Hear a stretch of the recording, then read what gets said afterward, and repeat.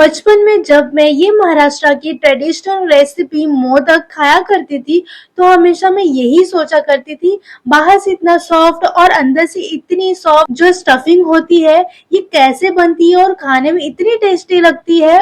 मोदक का जो बाहर की साइड का जो पार्ट है, वो सिर्फ और सिर्फ चावल के आटे से बनकर रेडी होता है कि आपको यकीन नहीं होगा, चावल से भी इतना सॉफ्ट मिठाई बनकर रेडी हो सकता है।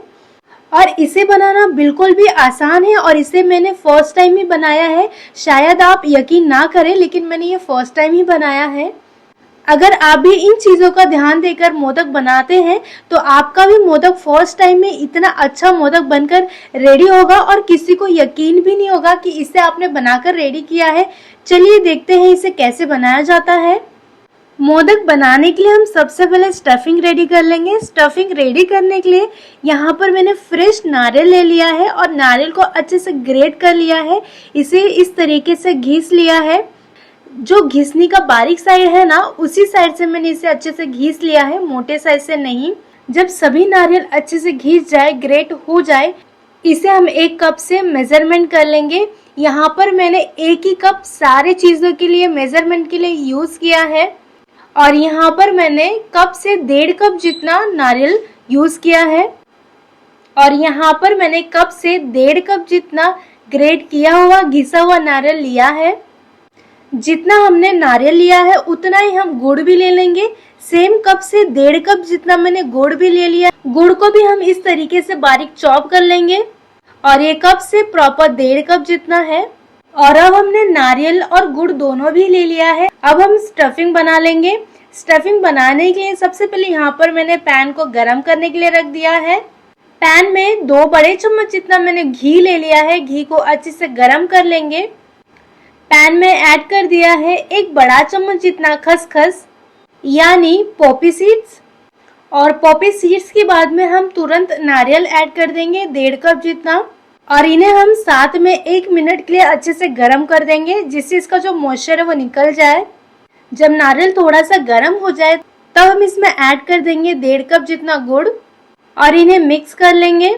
½ टीस्पून जितना इलायची पाउडर भी ऐड कर देंगे और 1 चुटकी जितना हम जायफल ऐड कर देंगे। इसे इस तरीके से ग्रेट कर लेंगे और इन सभी को अच्छे से मिक्स कर लेंगे। जब तक गुड़ अच्छे से मिक्स नहीं हो जाता और ड्राई नहीं हो जाता, तब तक हम इसे अच्छे से लो फ्लेम पे ही मिक्स कर लेंगे। और इस तरीके से जो मेल्ट गुड़ था वो अच्छे से ड्राई हो जाए और स्टफिंग भी आपको ड्राई लगे, तब हम फ्लेम को ऑफ कर देंगे।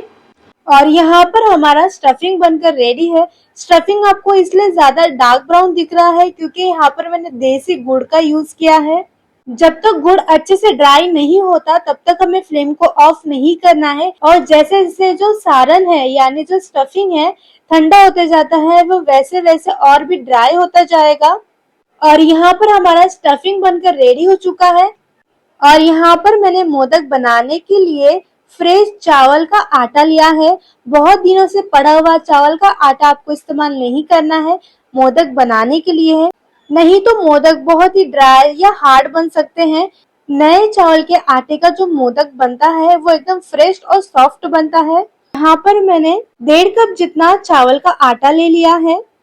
मोदक का आटा रेडी करने के लिए हम सबसे पहले पैन को गरम करने के लिए रख देंगे और पैन में यहाँ पर मैंने 1 कप जितना पानी लिया है और ½ कप जितना दूध लिया है। दूध से जो मोदक का आटा है वो और भी सॉफ्ट हो जाता है। आप सिर्फ इस जगह पे पानी का भी इस्तेमाल कर सकते हैं। अब हम पानी में ½ चम्मच जितना नमक ऐड कर देंगे और 1 छोटा चम्मच जितना घी। और यहाँ पर मोदक का आटा बनाने के लिए 1.5 कप जितना पानी लिया है, तो मैं 1.5 कप जितना ही चावल का आटा भी ऐड करने वाली हूँ। और जब तक पानी अच्छे से गर्म नहीं हो जाता, खौलने नहीं लगता, उसमें आपको बबल्स नहीं दिखने लगते, तब तक हम चावल के आटे को पानी में नहीं डालेंगे। इसमें आपको बबल्स दिखने लगे तब हम इसमें आटा ऐड कर देंगे। यहाँ पर मैंने 1.5 कप जितना आटा ऐड कर दिया है और इसे हम स्पैचुला की मदद से या किसी चम्मच की मदद से नहीं मिक्स करेंगे। इसे मैंने बेलन की मदद से अच्छे से मिक्स कर लिया है। इस तरीके से जो आटा होते हैं ना, वो अच्छे से मिक्स हो जाते हैं। इस तरीके से हम चावल के आटे को अच्छे से मिक्स कर लेंगे और फ्लेम को ऑफ कर देंगे। और जो आटा है इसे हम ढक देंगे 10 मिनट के लिए, जब तक ये अच्छे से फूल जाता है, जिससे जो मोदक का आटा है वो फूल जाता है और सॉफ्ट हो जाता है। और यहाँ पर मोदक के आटे को रखते हुए 10 मिनट हो चुका था। इसे हम एक बर्तन में ट्रांसफर कर लेंगे इस तरीके से, और हल्के गरम में ही इसे हम अच्छे से मिक्स कर लेंगे। और इस आटे को आप जितना मलोगे, जितना इसे आप गूनोगे, उतना ही सॉफ्ट बनकर रेडी होता है। तो आपको पहले अच्छे से आटे को गून लेना है, मलना है। तो इसे हम मलने के लिए एक यहाँ पर मैंने ग्लास का यूज किया है। ग्लास से आटा एकदम अच्छे से मल भी जाता है और ये पहले से सॉफ्ट हो जाता है। जैसे कि आप यहाँ पर देख सकते हो आटा पहले कैसा था और अभी कैसा है। ग्लास ही अच्छे से मलने के बाद में ये अपने आप से एक डो का फॉर्म ले लेगा, और जब ये डो का फॉर्म ले लेगा तब हम इसे हाथ की मदद से अच्छे से मल लेंगे। जब तक आपको चावल का आटा चिपचिपा लग रहा है तब तक इसे मलना है। जब आटा आपको सॉफ्ट लग रहा है और आटा आपके हाथों में चिपक भी नहीं रहा है, यानी जो आपका आटा है वो एकदम अच्छे से बनकर रेडी हो चुका है, इसलिए ये आपके हाथ में चिपक भी नहीं रहा है और आपको टच करने पे बहुत ही ज्यादा सॉफ्ट लगेगा। और इसके जो साइड में आपको क्रैक भी नहीं दिखाई देंगे जब आप इसे हाथ की मदद से इस तरीके से फैलाओगे। तो अब हम मोदक बनाने के लिए चावल के आटे में से हम थोड़ा सा आटा ले लेंगे मोदक बनाने के लिए।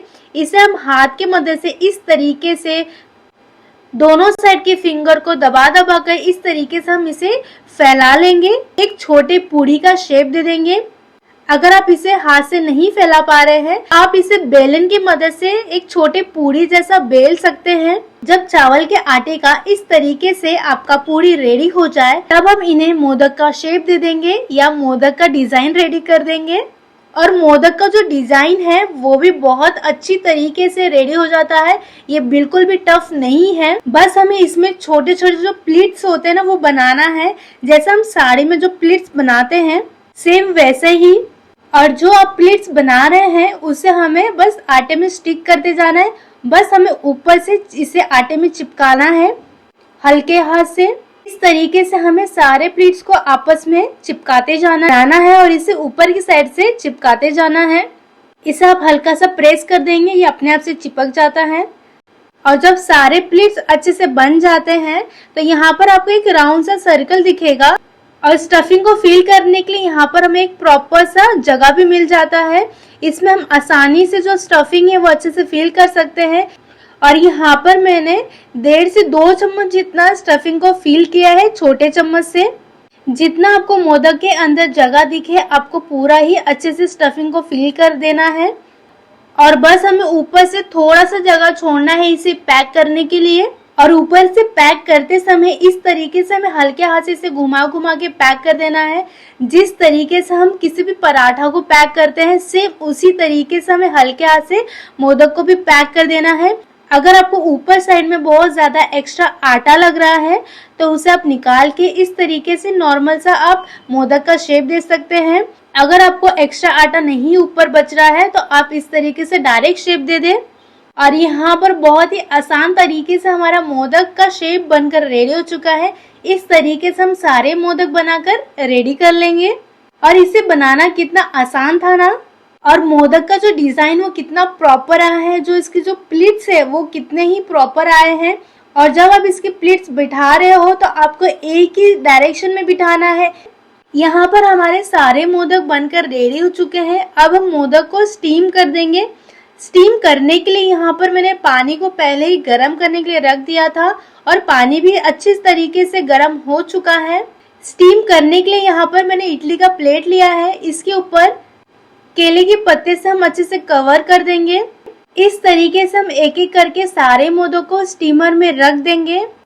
और अब हम इन्हें 12 से 15 मिनट के लिए अच्छे से ढक के स्टीम कर देंगे। और यहाँ पर मैंने स्टीम के लिए टोटल 12 मिनट दिए थे और जो मोदक है वो अच्छे से स्टीम भी हो चुका है। जैसे कि यहाँ पर आप देख सकते हो जो मोदक है वो पहले से बहुत ज्यादा ट्रांसफर हो चुका है। इसके अंदर के जो सारण है यानी जो फीलिंग है भरी भरी दिख रही है। और जो मोदक है वो पहले से आपको जब ट्रांसफर दिखता है यानी जो मोदक है वो प्रॉपर पक चुका है। और जो इसके अंदर जो स्टफिंग फिल की गई है वो भी बहुत अच्छी खासी की गई है।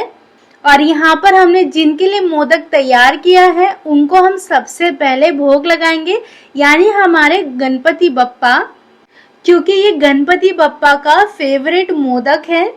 और जब तक गणपति बप्पा को भोग में ये स्टीम किया हुआ मोदक ना चढ़े तब तक गणपति बप्पा का भोग अधूरा होता है। और भोग लगने के बाद में इसे सभी को प्रसाद के रूप में दिया भी जाता है। ऐसे ही अच्छे से वीडियो के लिए चैनल को सब्सक्राइब और वीडियो को लाइक करना ना भूलें। Thank you for watching.